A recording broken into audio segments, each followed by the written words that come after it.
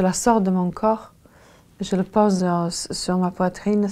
C'est un moment que je ne vais jamais oublier. C'est le meilleur moment de ma vie.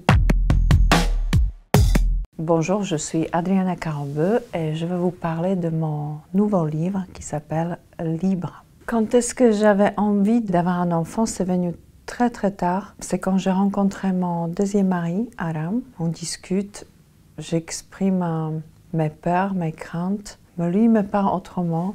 Il était très rassurant, il était très bienveillant. Et un jour, il m'a juste dit « Arrête, tu vas me faire confiance. Tu vas être une bonne maman et on va faire cet enfant ensemble. » Et là, c'était vraiment un déclic. Je me suis dit « Ok, il a raison. » Comme j'ai su que ça allait être compliqué pour moi d'avoir un enfant, je me suis dit « Ok, je sais que ça ne va pas être une promenade facile. » Mais je ne me suis pas attendue que psychologiquement ça allait être si compliqué. C'est une montagne russe, cette épreuve-là. Ma fille, c'est un miracle. Je donne une naissance à cet enfant tellement espéré, tellement voulu. Elle est enfin là. Parce que jusqu'à dernier moment, j'ai peur qu'il y ait un truc qui va se passer, que je ne vais pas la voir. C'était devenu une obsession. Le moment qu'elle soit là,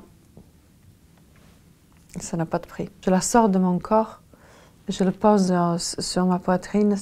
C'est un moment que je ne vais jamais oublier. C'est le meilleur moment de ma vie. J'étais avec ma fille 24/24 ses premiers 3 ans. Je dors avec elle, jusqu'à aujourd'hui d'ailleurs. Il n'y a personne d'autre. Mon mari travaille parce qu'on a aussi notre deuxième bébé qui est en route. Ça veut dire notre hôtel que nous avons construit à Marrakech. Il a énormément de travail. Et je suis avec ma fille toute seule. J'ai personne avec moi.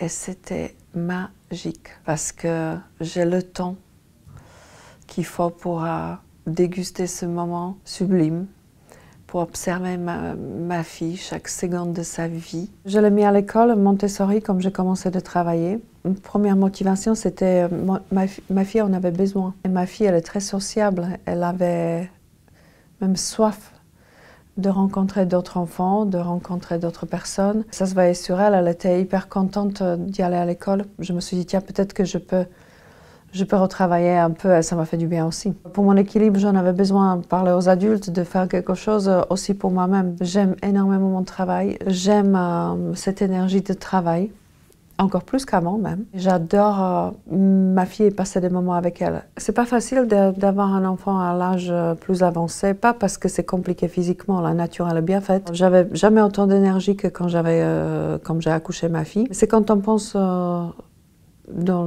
le futur. Je vais partir avant, je vais partir beaucoup trop tôt, je trouve.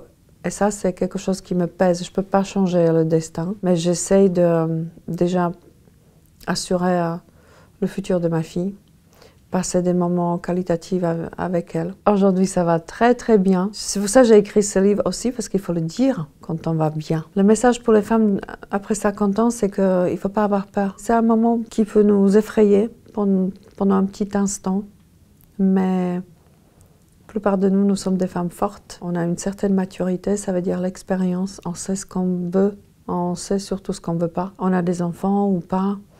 On a une situation ou pas, mais veillez sur notre bonheur. On est des femmes, on est féminines, on a notre féminité qui est là. De mon propre expérience, c'est encore meilleur qu'avant, donc voilà.